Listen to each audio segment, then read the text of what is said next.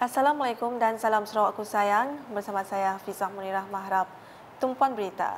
Sebanyak 60 kontingen akan mengambil bahagian dalam perarakan sempena perayaan 60 tahun Sarawak Merdeka pada 22 Julai depan di Padang Merdeka Kuching. Timbalan Menteri di Jabatan Premier Sarawak Hal Ehwal Korporat Penerangan dan UKAS, Datuk Abdullah Saidul berkata, kontingen-kontingen yang terlibat adalah terdiri daripada petugas daripada pentadbiran bahagian, kementerian, jabatan negeri dan persekutuan badan berkanun serta lain-lain.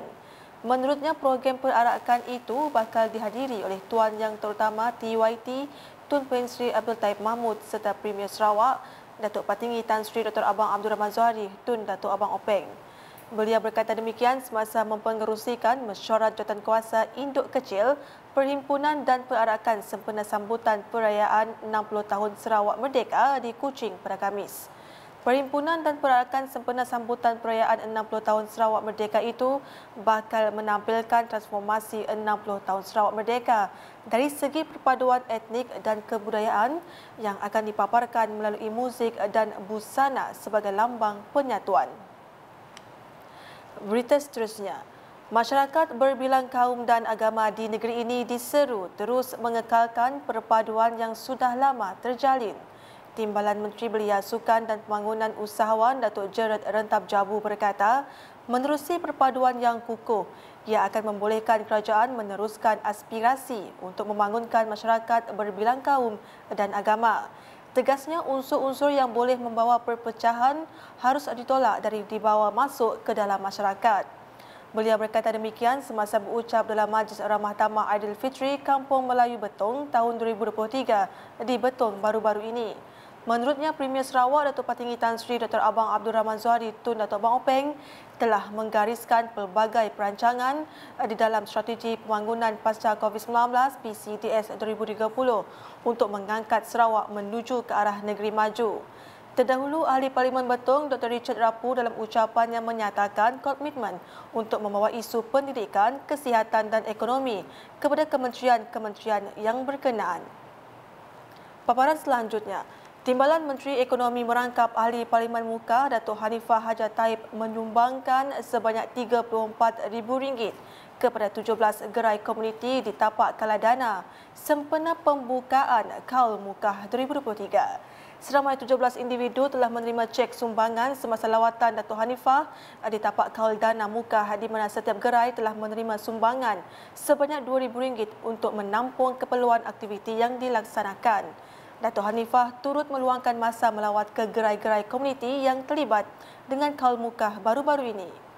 Antara yang terlibat adalah Gabungan Komuniti Balingian, Komuniti Matu, Komuniti Daro, Komuniti Cina Persatuan Kebangsaan Dayak Bidayuh DBNA, Komuniti Gabungan Dalat, Komuniti Tanjung Manis dan lain-lain. Sedikit laporan ekonomi.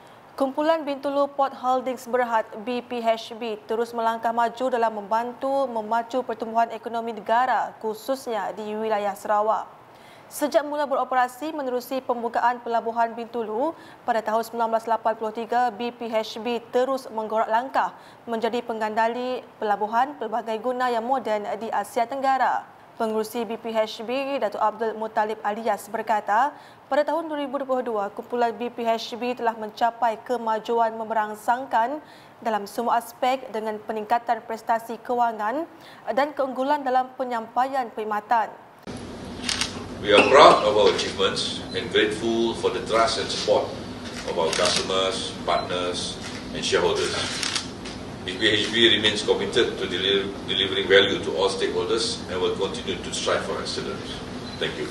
Beliau berkata demikian dalam sidang media selepas mesyuarat agung tahunan BPHB ke-27 di Kuching pada Khamis. Selain itu, katanya aspek modal insan juga merupakan bidang yang perlu diberi perhatian bagi membina sebuah organisasi yang kuat dan tahan lasak untuk kejayaan masa depan.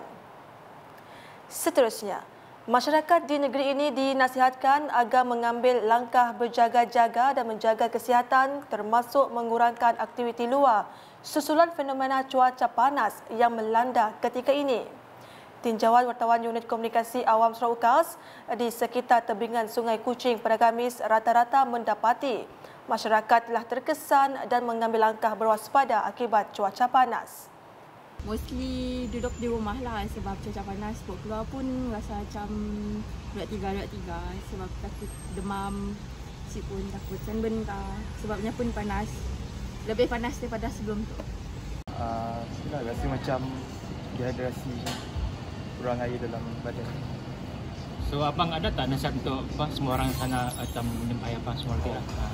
Nasihat saya untuk orang kat luar sana untuk hadapi cuaca macam ni, elakkan pakai pakaian tebal, yang gelap. Kalau boleh pakai short sleeve. Sebelum panas tu kami okey. Lepas dah time panas dalam seminggu ni kami rasa campur-campur lah. Rasa tahan lah. Tapi kena sabar sikit dulu. Sebab lama lah. Masuk pagi 9 sampai ke 12 kami tahan, kami jam. Sekian edisi Tengah Hari bersama saya Fiza Munirah. Berita lebih lanjut boleh ditepati di semua platform media sosial UKAS termasuk portal ukas.sarawak.gov.my dan UKAS channel di YouTube.